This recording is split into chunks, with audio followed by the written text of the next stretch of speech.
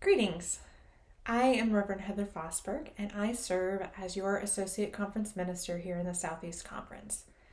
This is the second of our weekly Lenten reflections that will be offered to you from members of your Southeast Conference staff.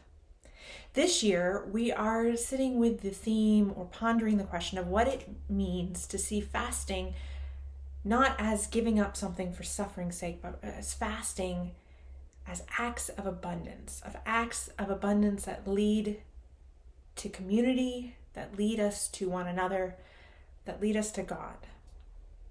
Now, in the last few days, I have been sitting with the ending of Psalm 27.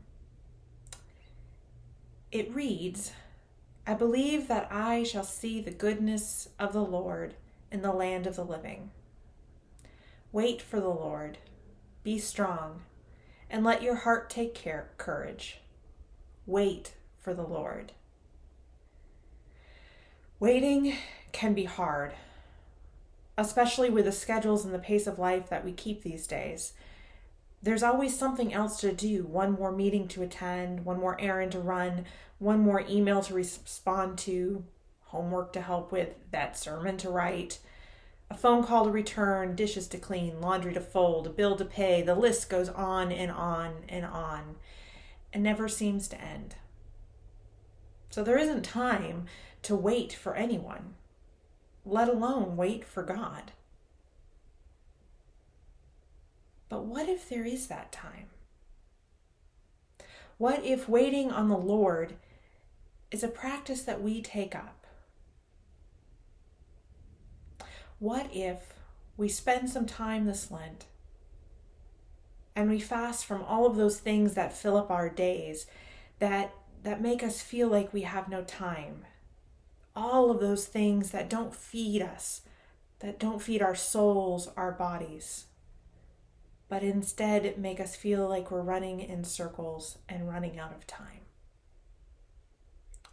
It may not feel like it's possible to be able to give up things in our schedule, but perhaps it is. It's not lost on me that 2 years ago this week is when the world suddenly slowed down, at least for most of the world. The almost total global shutdown meant that for most of us, at least for those first few days, the hustle and bustle of our daily lives suddenly stopped because we couldn't go out. We could only deal with what we absolutely had to do, those necessities of life. And from that, some space was found, some time, space in the in-between. Now, don't get me wrong, that time was traumatic for many, many people. There were lots of things to learn and adapt to, figuring out how to help kids learn remotely, how to do church remotely, how to work remotely for some, and the fear and the panic of what a virus meant as it was spreading. But we also got to see the possibility of what our lives could look like if they weren't so filled up with all the things we don't really need, all the things that don't feed us, all those things that are just busyness that keeps us moving, keeps us thinking that we don't have enough time for what is important to us, that we are limited in that time, and that being busy is the only way to fill that limited time. And it didn't take long for the world to reassert itself, to keep us busy again.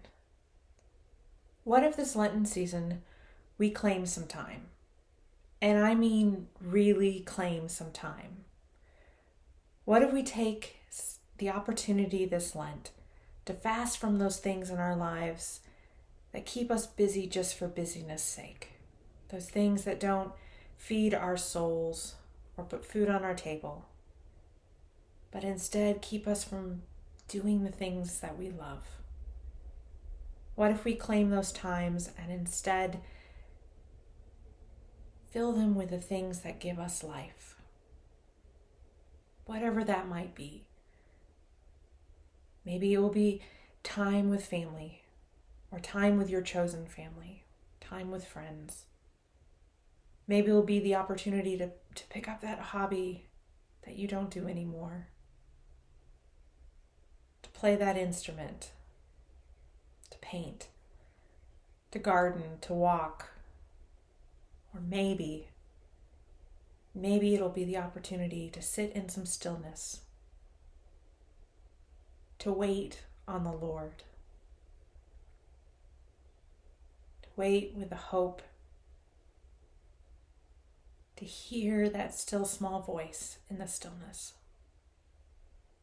and discover that God was waiting in that stillness all along, waiting for us to find a moment,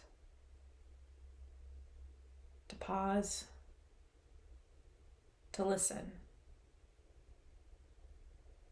and to be guided to the one who is always waiting for us, in the hope and the promise that there is more to the world than our busyness, and that the goodness of the Lord we've been promised to be seen is all around us, if we can take the time to see it.